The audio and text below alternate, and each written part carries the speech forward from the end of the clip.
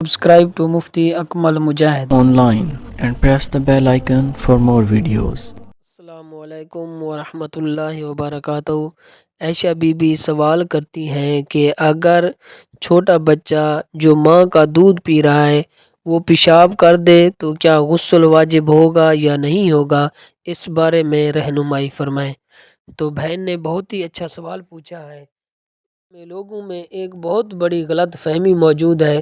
وہ غلط فہمی یہ ہے کہ لوگ سمجھتے ہیں کہ اگر چھوٹا بچہ جو ماں کا دودھ پی رہا ہے اگر وہ پیشاب کر دے تو اس کا پیشاب جو ہے ناپاک نہیں ہوتا، اور اسی طرح وہ پیشاب کسی کپڑے پر لگتا ہے یا جسم پر لگتا ہے تو کپڑا بھی ناپاک نہیں ہوتا اور جسم بھی ناپاک نہیں ہوتا۔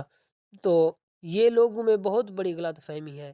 یاد رکھیں کہ اگرچہ چھوٹا بچہ ہو یا بڑا بچہ ہو، نوجوان ہو یا بوڑھا ہو، اگر وہ ماں کا دودھ پی رہا ہے، کسی گائے، بکری یا کوئی اور غذا کھا رہا ہے، تو جب وہ پیشاب کرے گا تو اس کا پیشاب جو ہے یہ ناپاک ہوگا، اس کا پیشاب جو ہے یہ نجس ہے، اور یہ جس کپڑے پر لگے گا یا جسم کے جس حصے پر لگے گا تو وہ کپڑا بھی ناپاک ہو جائے گا اور جسم کا حصہ بھی ناپاک ہو جائے گا، تو اس کو دھونا ضروری ہے، اور وہ کپڑا بھی اور جگہ بھی جسم کا وہ حصہ بھی دھونے سے پاک ہوگا، اس طرح پاک نہیں ہوگا۔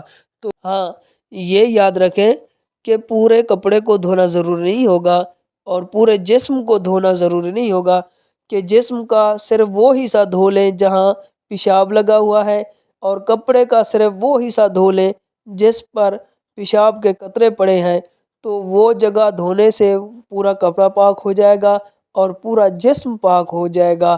امید کرتا ہوں کہ یہ مسئلہ آپ کو سمجھ آ گیا ہوگا۔ اللہ تعالیٰ آپ کو تمام جہانوں کی بھلائیاں عطا فرمائے۔